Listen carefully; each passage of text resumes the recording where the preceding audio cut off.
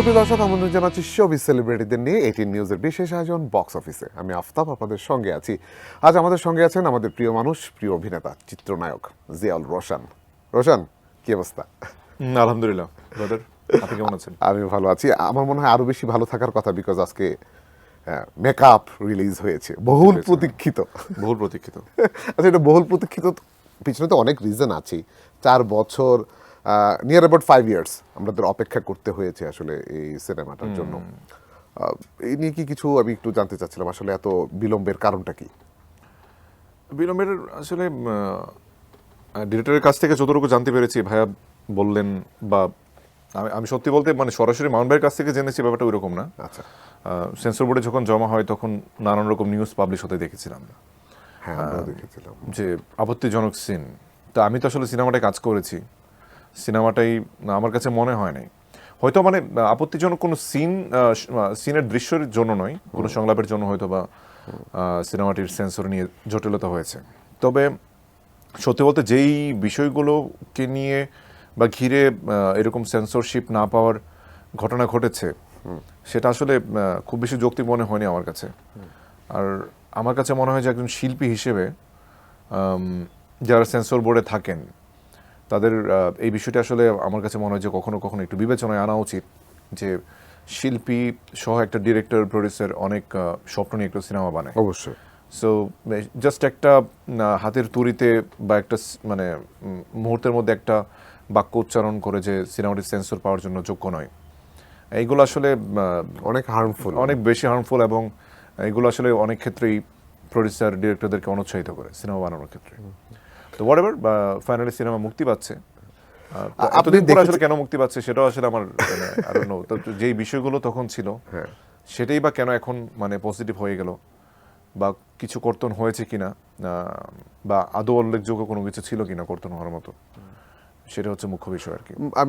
আপনি দেখেছেন কিনা আমি জানি না, সম্প্রতি আপনার এই সিনেমারই পরিচালক অনন্য মামুন একটা ফেসবুকে একটা স্টেটাস দিয়েছেন, যে স্টেটাসের মধ্যে উনি লিখেছেন যে এই সিনেমাটা আসলে সেন্সর বোর্ডে এমন কিছু লোক ছিল যারা আরও আলো আসবে গ্রুপের, যে এই নতুন প্রজন্মের এই দেশ বা এই বাংলাদেশটাকে চাচ্ছিল না, এই ধরনের কিছু মানুষ ছিল, যে সিনেমাটাকে পরপর দুইবার সেন্সর থেকে বাদ দিয়ে দেওয়া হয়েছে, তো তৃতীয়বারের মতো সেন্সর সার্টিফিকেট দেওয়া হয়েছে। এই বিষয়ে কি আপনি কিছু জানেন কিনা?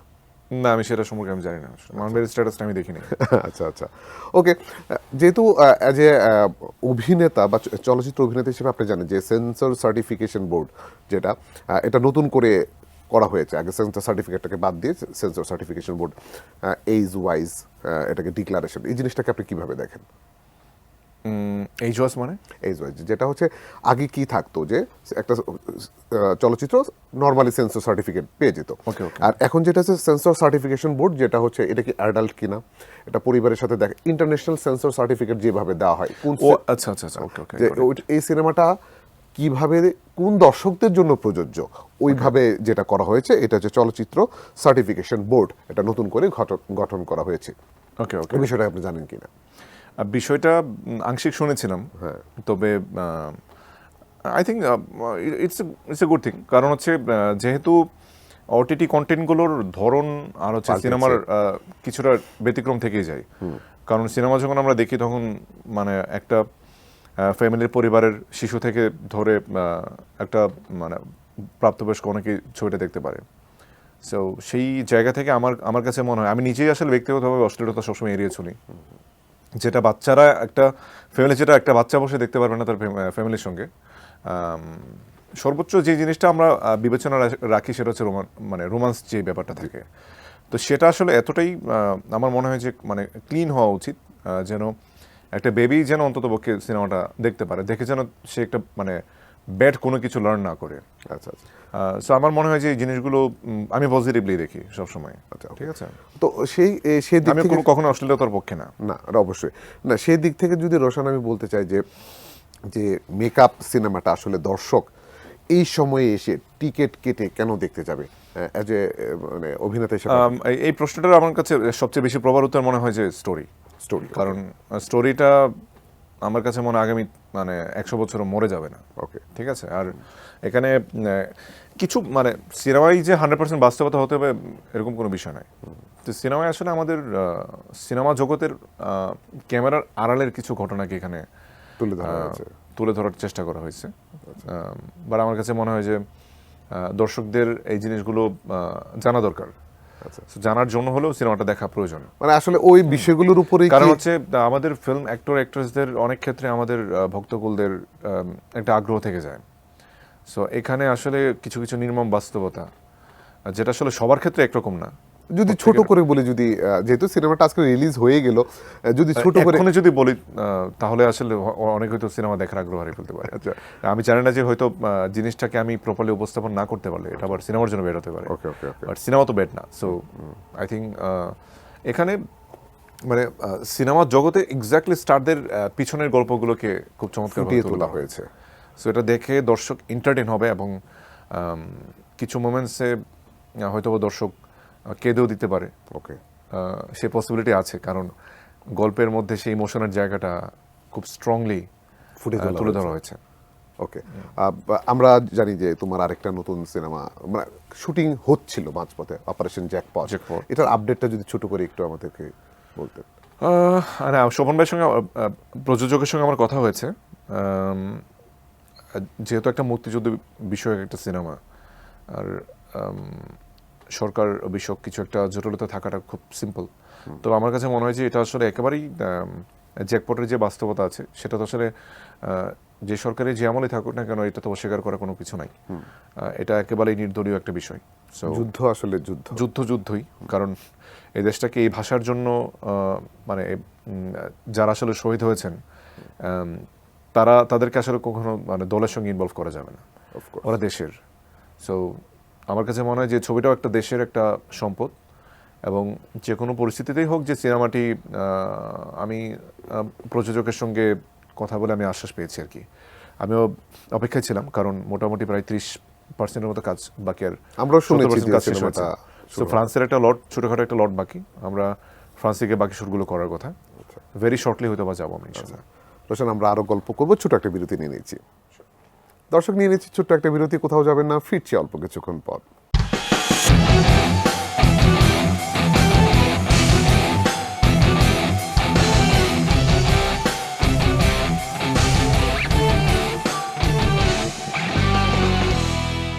দর্শক, ফিরে এলাম ছোট্ট একটা বিরতির পর। আমাদের সঙ্গে আছেন রোশন। রোশন, আমরা যে সিনেমার প্রেক্ষাপট শুরু করলাম, যে আমি যদি ভুল না করি যে প্রায় 1 ডজনের উপরে সিনেমা অলরেডি করা হয়েছে, রক্ত থেকে যদি আমরা শুরু করি 14-15টার উপরে হয়েছে ছবিটি। কিন্তু আমি বলবো কি রোশন, তোমার যে শুরুর গল্পটা, যে কলকাতা থেকে, কলকাতায় যে প্ল্যাটফর্মটাতে তৈরি হওয়া, তোমার কি কোনোভাবে রিগ্রেট হয় যে আমি ওই রকমের কাজ এখানে পাচ্ছি না বা করতে পারছি না? হ্যাঁ, আসলে দেখুন, মানে এটা ট্রু যে আমি আসলে 5টা ছবি 5টাই মন মতো পাবো না। আবার এটাও ট্রু যে আমি মানে ওই 5টা ছবির মধ্যে যদি একটা আমার পছন্দের ছবি হয়, ওই একটা সিনেমার জন্য আজ মানে আমি সারা বছর বসে থাকবো। ঠিক আছে। এখন কখনো কখনো হয়তো আমরা খুব সহজেই হয়তো মন্তব্য করে ফেলি যে বেছে বেছে কাজ করো। তো দর্শক অথবা আমাকে হয়তো যারা আমার শুভাকাঙ্ক্ষী তারাই হয়তো আমার ভালো চান বলে এই কথাগুলো বলেন। তবে আমি বিশ্বাস করেন, এই আমি যে কাজগুলোই করি, আমি একটা কাজের পেছনে কমপক্ষে 6 থেকে 8টা কাজ আমি ছেড়ে তারপর এই কাজগুলো আমি সিলেক্ট করি। আচ্ছা, মানে সো পারফেকশনের জন্য, মানে পারফেকশন অল টাইম আসলে পারফেকশন আমি বলবো না যে আমি ইন্ডাস্ট্রি একটা বেস্ট ফিল্ম নেক্সট পরের মুভিটা আমি দিয়ে দিব। ওকে, কারণ বেস্ট ফিল্ম কিন্তু সবসময় তৈরি হয় না। আপনি র্যাঙ্কিংয়ে যদি বছরে 5টা ছবিকেও আপনি সেরা মুভি বলেন, এর মধ্যে একটা ছবি এগিয়ে থাকবে। ওকে, সো ওই এগিয়ে থাকা ছবিটা সমানিত সব হতে পারে না। আচ্ছা, কিন্তু আমি যেহেতু এই ইন্ডাস্ট্রিতে অনেকটা সময় রোশন তুমি, আমি এই প্রশ্নটাতে আসতেছি, যে প্রশ্নটা তুমি করবে, যেটা হচ্ছে যে আসলে সবগুলো ছবি হয় না, কিন্তু দেখা যায় কি প্রাধান্যের জায়গাটা, যেমন যদি বলি যে প্রতি বছরই যে কোনো সময়ে আসলে সাকিব ভাইয়ের সিনেমা রিলিজ হোক না কেন, ওটা নিয়ে দেখি দর্শকদের একটা আলাদা উত্তেজনার কাজ বিরাজ করে সবার মধ্যে। সেই ক্ষেত্রে প্যারালাল লেভেলে যারা তোমরা কাজ করছো, আরো যারা কাজ করছে, তাদের জায়গাটা একটু মনে হয় পিছনে। এটা কি আসলে তুমি মনে করো কিনা? না সত্যি প্রথম কথা হচ্ছে শাকিব ভাইয়ের এই মুহূর্তে আসলে শাকিব ভাইয়ের কম্পারিজন শাকিব ভাই একদম শাকিব ভাইয়ের সঙ্গে কাউকে তুলনা করা যাবে না। আর শাকিব ভাইয়ের ইন্ডাস্ট্রিতে তার যে পজিশনটা রয়েছে সেটা যেমন আমাদের পজিশনের সাথে সিমিলার না, একেবারেই সিমিলার না, তার জেনারেশনটাও আমাদের সঙ্গে একদমই সিমিলার না। শাকিব ভাইয়ের মানে I would like to say যে হি ইজ আওয়ার প্রাইড, আমরা তাকে নিয়ে গর্বিত একদম একদম। কারণ তিনি শুধুমাত্র যে বাংলাদেশেই খুব দারুণভাবে সুপরিচিত তা না, তিনি আন্তর্জাতিকভাবে অনেক সুপরিচিত একজন মানুষ।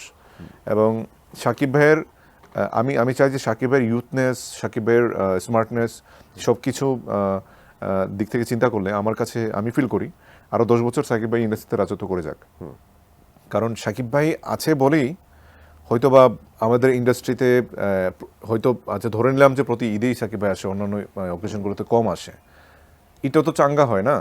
অবশ্যই। তো এখন আমরা মানে শাকিব ভাইয়ের পরে আমরা যারা আছি শাকিব ভাইয়ের সাথে হয়তো আমরা পাল্লা দিয়ে পারছি না। হয়তো কখনো শাকিব ভাই কিছুর ব্যাক ফরওয়ার্ডে গেলে তখন আমরা আমি প্রশ্নটা কিছু বেটার কিছু দেওয়ার চেষ্টা করবো। সেটা যে সে সাকিবের সে হালটা আসলে কে ধরবে বা কারা ধরতে পারে? কারা ধরতে পারে এখন এটা তো আসলে দর্শক বলতে পারবে, আমি বলতে পারবো না। আমার কথা অনেক সময় বলে, আপনি সে অর্থে হয়তো আপনি প্রশ্নটা করেছেন। তবে হ্যাঁ, শাকিব ভাইয়ের একটা মানে বিশাল বড় একটা ফ্যান ফলোয়ার আছে, তাদের একটা খুব ভালো একটা অ্যামাউন্ট অফ ফ্যান ফলোয়ার্স আমাকে সাপোর্ট দেয়। হ্যাঁ, তো আমার কাছে মনে হয় যে বিভিন্ন সিনেমাতে দেখেছি সেটা। ঠিক আছে, আমরা বিভিন্ন সিনেমাগুলোতে দেখেছি সাকিব ভাইয়ের যে ফ্যান ফলোয়ার গুলো তোমার এখানে যে সাপোর্টিভ রুলগুলো ব্রেক করে। সো আমি আসলে অরিড না যে আমাকে মানে এই বছর একটা হিট সিনেমা দিতে হবে। আমি আমার কাছে যে কাজগুলো আসে আমি এর মধ্যে বেস্ট কাজটাকে চুজ করার ট্রাই করি। আমার কাছে মনে হয় যে time will actually change everything. এটা নিয়ে আসলে আমি অরিড হই না আসলে কখনো। কিন্তু একটা জিনিস রোশন তুমি বিশ্বাস করো কিনা আমি জানি না, যেটা হচ্ছে এই সময় প্রযোজকরা যে হচ্ছে যে সাকিব ভাইয়ের উপর লগ্নি করতে ওরা 100%, কিন্তু সাকিব ভাই ছাড়া অন্য কারোর উপর ওরা লগ্নি করতে চাচ্ছে না। তো সেই ক্ষেত্রে তুমি প্রযোজকদের আসলে কি বলতে চাও যে আমাদের কি তোমরা যারা কাজ করো তাদের উপরে কি এই জায়গা থেকে আসলে আমাদের মানে যেমন বলিউডের সঙ্গে আমাদের কম্পেয়ার করলে যেমন শাহরুখ খান শুধুমাত্র শাহরুখ খানের উপরে কিন্তু ভরসা রাখে না। শাহরুখ খানের কে নিয়েও কাজ করছে মানুষ। আর তো শাহরুখ খানের জায়গায় যদি শাকিব ভাইকে রাখি তাহলে যেমন আমাদের জেনারেশনে যারা আছে বা মানে শাহরুখ খানের পরের জেনারেশনের যারা আছে তো ওরা কি আসলে হিট ছবি দিচ্ছে না? মানে রণবীর কাপুর লাস্ট টাইম কিন্তু অ্যানিমেল দিয়ে সুপার ব্লকবাস্টার হিট দিয়েছে ইন্ডাস্ট্রিতে। তো এখন বিষয়টা হচ্ছে যে এখন আমি যদি আগেই চিন্তা করতাম যে না রণবীরের ছবিটা আসলে আগে ওইরকম হিট হয় নাই, সুপার হিট ছিল, রকস্টার ছিল, ধরেন রকস্টারই হিট হয়েছে। রকস্টারের আগে যে মানে যে ছবিগুলো আমরা যদি চিন্তা করি যে না এটা তো ডনের মতো তো হিট করে নাই, সো আমি কেন শাহরুখ খানকে রানি কি নিব, রণবীরকে নিব? But content can do anything. কখনো কখনো দেখা যায় যে একটা ভালো কন্টেন্টের অভাবে কিন্তু অনেক সময় একটা স্টারের ছবিও পড়ে যায়। আর একটা ভালো কন্টেন্ট থাকলে একটা নিউ কামার এসেও কিন্তু মানে ব্লকবাস্টার হিট দিয়ে দিতে পারে। সো এটা শুধুমাত্র স্টারের উপর ডিপেন্ড করে না। শাকিব ভাইয়ের কনসিডারেশন আমি বাদ দিয়ে যদি আমি বলি যে শুধুমাত্র স্টারের উপর এটা ডিপেন্ড করে না, ডিপেন্ড করে গল্প, একটা ডিরেক্টরের মানে জাদুকরী একটা শক্তিও এখানে অনেক কিছু ডিপেন্ড করে। কিন্তু এই জিনিসটা কি রোশন তুমি বিশ্বাস করো কিনা, যেটা আমরা অন্য যেহেতু বলিউডের উদাহরণ এখানে এসেই গেল, যে শাহরুখ খানের কিন্তু প্রযোজনা প্রতিষ্ঠান আছে, সেটা অমিতাভ বচ্চন থেকে শুরু করে সবার প্রযোজনা প্রতিষ্ঠান আছে, যেখান থেকে নতুন নতুন শিল্পীদেরকে প্যাট্রোনাইজ করা হয়। সেক্ষেত্রে আমাদের এখানে ধরো আমরা যদি বলি যে প্যাট্রোনাইজেশনের জায়গাটা একদমই শূন্যের কোঠায়, নতুন সাকিব ভাই যদি কাজ করতে চায়, সাকিব ভাইয়ের দুটা অথবা অনন্ত জলিলের কথা যদি আমরা বলতে চাই, যে অনন্ত জলিলের যদি কাজ করে, অনন্ত জলিল নিজে অভিনয় মানে নিজের নায়ক ছাড়া কোনো সিনেমা এখনো পর্যন্ত আসলে করেনি। তো সেই ক্ষেত্রে কি আমরা পারি না, যে ওনারা পারতো না যে নতুন কাউকে এই ইন্ডাস্ট্রিতে পরিচয় করে দিতে? অনন্ত জলিল ভাইয়ের সঙ্গে আমার অনেক আগে একবার কথা হয়েছিল যখন অপারেশন জ্যাকপটের সময়। উনি বলছিলেন যে আমি ওনার প্রযোজনায় প্রথমবার উনি ছাড়া আমাকে কোনো ছবি নিয়ে উনি প্রযোজনা করবেন। তো ওই বিষয়টা নিয়ে উনি প্রথমবার আমার সঙ্গে কাজ করতে গিয়ে আমার প্রতি অনেক তার মানে কিছু কিছু পজিটিভ বিষয় উনি কথা বলেছেন, ইন্টারভিউতে বলেছেন। I am feeling blessed for that. উনি is a very good human. আর আরেকটা বিষয় হচ্ছে যে দেখেন আমার কাছে মনে হয় যে লাইক হচ্ছে আমি বলিউডের কথা বলছিলাম তখন, বলিউডের প্রত্যেকটা প্রযোজক বা প্রতিষ্ঠান ওরা দে আর ভেরি মাচ প্রফেশনাল। ওই প্রফেশনালিজমের জায়গা থেকে আমাদের কলকাতায় কিন্তু দেয়া মানে ওরাও কিন্তু অনেক প্রফেশনাল। যেমন আপনি ভেঙ্কটেশ ফিল্মের কথা বলেন, তারপর হচ্ছে সুরিন্দর ফিল্মস, ভেঙ্কটেশ, আরও বেশ কিছু ফিল্মস ওখানে আছে। ওরা কিন্তু মানে একটা ভালো কন্টেন্টের জন্য বা ফিল্মের জন্য কিন্তু প্রফেশনালি কাজ করে। আমাদের এখানে প্রফেশনাল প্রযোজকদের হয়তো কিছুটা কম আছে, ভালো ভালো প্রযোজক ডেফিনেটলি রয়েছে, কিন্তু সিনেমাটার একেবারেই গল্প বুঝে এ টু জেড জেনে বুঝে মানে সবকিছু জানেন ওইরকম হয়তো আমার প্রযোজকদের সংখ্যা আমাদের একদমই কম। তো যার ফলে হয়তো বা ওরা আসার আগে চিন্তা করে কোনটা দিয়ে ব্যবসা করতে পারবো। এই মুহূর্তে ব্যবসা আসলে লাস্ট 5 বছরে কে করছে, সো ওই সভাপতি সাকিব ভাইয়ের নাম এসে যায়। অবশ্যই। সো সাকিব ভাইকে ভরসা করবেন, ডেফিনেটলি এটাই উচিত, কিন্তু একসঙ্গে সেটাও চিন্তা করতে হবে যে একটা কন্টেন্ট তৈরি করতে পারলে ছবি মানে হোয়েভার হি ইজ মানে ডেফিনেটলি কিছুটা পটেনশিয়ালিটিস তো একটা অ্যাক্টর মধ্যে থাকতেই হবে। অবশ্যই সিনেমা কিন্তু হিট করা পসিবল, অসম্ভব কিছু না। আমরা গল্প করবো, ছোট্ট একটা বিরতি নিয়ে নিচ্ছি। Sure. দর্শক নিয়ে নিচ্ছি আরো একটি ছোট্ট বিরতি, কোথাও যাবে না, ফিরছি অল্প কিছুক্ষণ পর।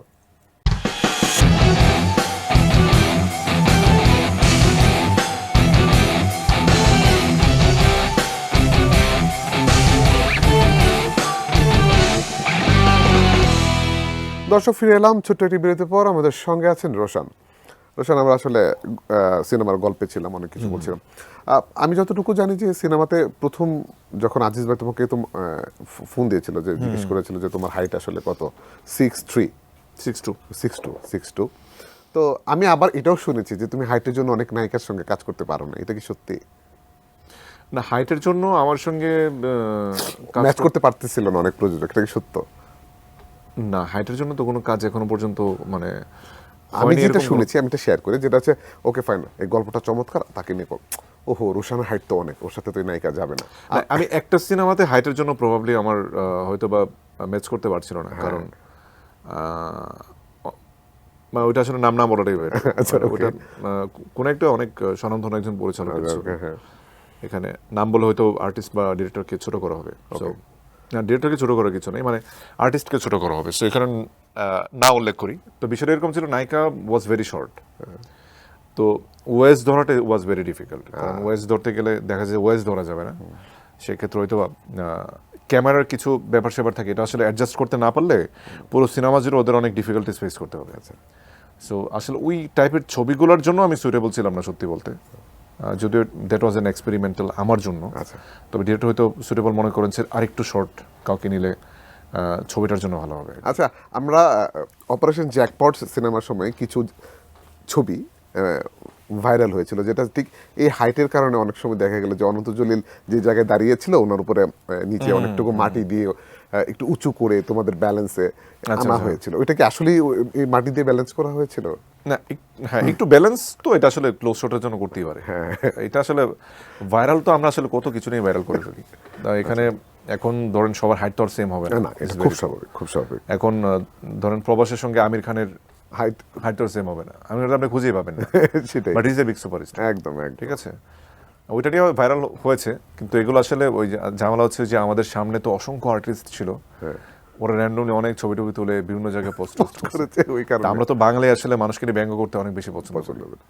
আমাদের মনে হয় যে আমাদের কাছ থেকে আকাশটা মনে আমরা খুব বেশি করতে পছন্দ করি আর কি। আচ্ছা, আমাদের সাথে একটা জিনিস শেয়ার করবে যে রোনালা নামে একদিন নাকি তোমার পারফরমেন্স দেখে খুব মুগ্ধ হয়েছিল, এটা কোন প্রোগ্রাম ছিল? মানে তোমার নাচ দেখে এটা মনে হয় সম্ভবত খুদে গানের আছে, গানের রাজা না সামথিং কিছু একটা চ্যানেল, গানের রাজাই চ্যানেলের একটা প্রোগ্রাম ছিল, ওখানে আমি আর পূর্ণিমা আপু পারফর্ম করতেছিলাম।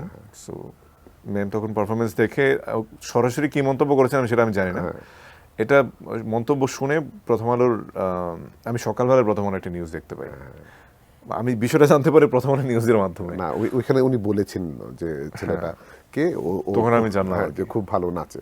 I feel blessed. তো তোমার কি এমনি ব্যাকগ্রাউন্ড মানে নাচের কোনো ইয়ে ছিল? একেবারেই না, সিনেমাতে আসার আগে আমি কখনোই নাচি নাই। কিন্তু ক্রিকেটার হওয়ার তো শখ ছিল। ক্রিকেটার হওয়ার শখ ছিল, সেই শখটা আসলে এসএসসির পরে আমার আর থাকে না। আচ্ছা, ওকে। বাবা যেহেতু একজন পলিটিক্যাল ব্যাকগ্রাউন্ডে ছিল, নিজের কি ইচ্ছা ছিল পলিটিক্স আসার? না, পলিটিক্সে আসলে ওইভাবে পলিটিক্সের চর্চা করার কোনো ইচ্ছা আমার ছিল না, তবে আমার কাছে একটা বিষয় আমার কখনো মানে সবসময় ফিল হয়েছে যে আমার যদি মনে হয়, আমি যদি ফিল করতে পারি যে আমি পলিটিক্স করলে কখনো নিজের জন্য করব না, আমি কখনো মানে কখনো এক পয়সার দুর্নীতি করব না, বা আমি নিজের স্বার্থের কথা চিন্তা করব না। শুধুমাত্র আমি আমার জনগণের কথা চিন্তা করব। ওইরকম মনমানসিকতা যদি কখনো থাকে তাহলে এবং সেই স্কোপ যদি তৈরি হয় পলিটিক্সে নামার, তাহলে আমি পলিটিক্সে যাব। ওকে, আচ্ছা রোশন, আরেকটা জিনিস Otherwise না। আমরা এই সময়ে দেখছি, এটা খুব কষ্টের দায়, কারণ যেহেতু ইন্ডাস্ট্রিতে আমি অনেকটা বছর আছি, যেহেতু তোমাদেরকে দেখছি যে এই সময়ে এসে অনেক অভিনেতা অভিনেত্রী কাজটাকে আসলে খুব কম জায়গায় প্রাধান্য দিয়ে ওরা ব্যবসা বা অন্য অন্য বিষয়ে মনোযোগী বেশি হয়ে গেছে। সেই ক্ষেত্রে কি আমি বলতে পারি যে এই সিনেমার প্রতি তাদের আগ্রহের জায়গা বা এই জায়গাটা সেফ না বলে ওরা অন্য অন্য প্রফেশনের দিকে ডাইভার্ট হচ্ছে? আমার জানার মতে আমাদের কলিগসের মধ্যে খুব কাউকে ব্যবসা করতে তো আমি দেখিনি। আছে, আমি যদি বলি যে যদি সাকিব, অল্প সংখ্যক। হ্যাঁ আছে, যে সাকিব ভাই নিজেই তো ব্যবসা করতেছে, হারলেনের উনি তারপরে ইমন ব্যবসা করছে, অনেকেই আছেন, মানে সেই ক্ষেত্রে আবার অনেকে ইমন ভাই তো হারলেনে হ্যাঁ হারলেনে আছে। করতেছে। তো এরকম আমাদের কাছে অনেকের তথ্য, না, এটা ইটস এ রিজন, মানে আপনি যেটা বললেন কাজের জায়গাটা কমে যাওয়া।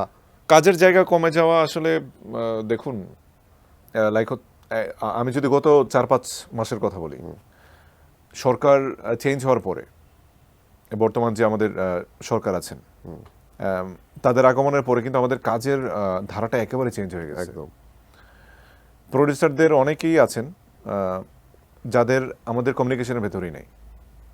এটা আসলে খুব দুঃখজনক। মানে আলটিমেটলি কিন্তু সাফার করতেছে হচ্ছে সিনেমার মানুষজন। একদম।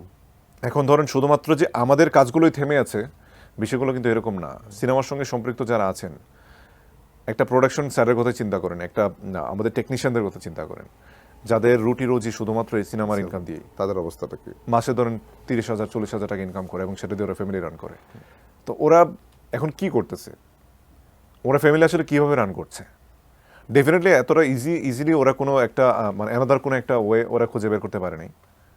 এখন যদি অ্যানাদার একটা ওয়ে ওরা খুঁজে বের করতে পারে, definitely they will never come back to cinema. তো এটা আসলে আমাদের সিনেমা পাড়ার মানুষ কিন্তু চরমভাবে অনুৎসাহিত হচ্ছে। চলবে কিভাবে? নট অনলি ফর দ্যাট, যে কথাটা বলছিলেন যে প্রযোজকের কথা, আমরা কিছুদিন আগে একটু সার্ভাই করতে গিয়েছিলাম একটা নিউজের পার্সপেক্টিভে, যেটা হচ্ছে আমরা মোটা দাগে 2-1 বড় প্রযোজক ছাড়া এই মুহূর্তে ফিল্ডে আসলে কোনো প্রযোজক নেই। তা সেই ক্ষেত্রে 2-3 মানুষ আসলে এত বড় একটা ইন্ডাস্ট্রিকে কিভাবে আসলে উঁচু করে ধরবে? আমি আসলে আমাদের কাছে আসলে না, দেখুন, এখন আমাদের এখন আমাদের প্রযোজকদের অনেক হয়তো মানে পলিটিক ইনভলভ দেখে হয়তো বা নানান জায়গা থেকে নানান প্রবলেম ফেস করাটা স্বাভাবিক, কিন্তু মানে এন্ড অফ দ্য ডে কিন্তু আমাদের সিনেমার যে জায়গাটা, এটা কিন্তু অনেকটাই মানে ইট হ্যাজ বিন ব্রোকেন। এখন ধরো ওই প্রযোজকগুলো যদি আর না কাম ব্যাক করে, সিনেমাটা কে বানাবে? এক্স্যাক্টলি, তাই না? আমি ওই জায়গা থেকে আমি বললাম যে একেবারেই শুধুমাত্র সিনেমা নিয়ে থাকেন ওইরকম ব্যবসায়ী কিন্তু আমাদের এখানে নাই। ঠিক আছে, একদম কোনো প্রতিষ্ঠান কিন্তু ওইরকম খুবই কম, মানে হাতে গোনা। সো ওই হাতে গোনা যারা আছেন তারা আসলে পুরো সিনেমা মানে ইন্ডাস্ট্রিটাকে বাঁচিয়ে রাখতে পারবেন না। একদম। এরকম অসংখ্য আমাদের প্রফেশনাল দরকার। আচ্ছা, ওকে, আমরা চাই যে আসলে ইন্ডাস্ট্রিটা এত দ্রুতই আসলে নিঃশেষ যাতে না হয়ে যায়, আমরা যে আরো ভালো ভালো কাজ হোক, ভালো ভালো তারকা আসুক এই জায়গাটাতে। আমাদের অনুষ্ঠান একদম শেষ পর্যায়ে যদি ছোট করে দর্শকদের উদ্দেশ্যে কিছু বলার থাকে। ছোট করে দর্শকদের উদ্দেশ্যে বলতে চাই যে একান্তই যারা আমার এই প্রোগ্রামটি দেখছেন, তারা হয়তো বা আমাকে কিছুটা হলেও বা আমার কাজ দেখেছেন বা আমাকে কিছুটা হলেও ভালোবাসেন, হয়তো আমার সিনেমার জন্য অপেক্ষায় আছেন। ইনশাল্লাহ খুবই শর্টলি বা আগামী ঈদেও হয়তো বা কোনো সিনেমা আসতে পারে। ভেরি সুন হয়তো বা কোনো একটা অ্যানাউন্সমেন্টের মাধ্যমে সেটা জানিয়ে দেওয়া হবে। তবে হোয়াট এভার ইট ইজ, সময়টা হয়তো সিনেমার জন্য কিছুটা একটু মানে ব্যাক ফরওয়ার্ড। যাই হোক না কেন, সবসময় প্রত্যাশা করবো যে সঙ্গেই থাকবেন এবং সাপোর্ট দিয়ে যাবেন। ইনশাল্লাহ খুব ভেরি সুন কোনো একটা ভালো কাজ নিয়ে আপনাদের ইনশাল্লাহ হাজির হবো ইনশাল্লাহ। অনেক অনেক ধন্যবাদ। Thank you so much. দর্শক, আজকের মতো বিদায় নিয়ে নিচ্ছি। আগামী অনুষ্ঠানে নিশ্চয়ই ফিরে আসবো অন্য কোনো তারকাকে নিয়ে। ততক্ষণ পর্যন্ত ভালো থাকুন, সুস্থ থাকুন। আল্লাহ হাফেজ।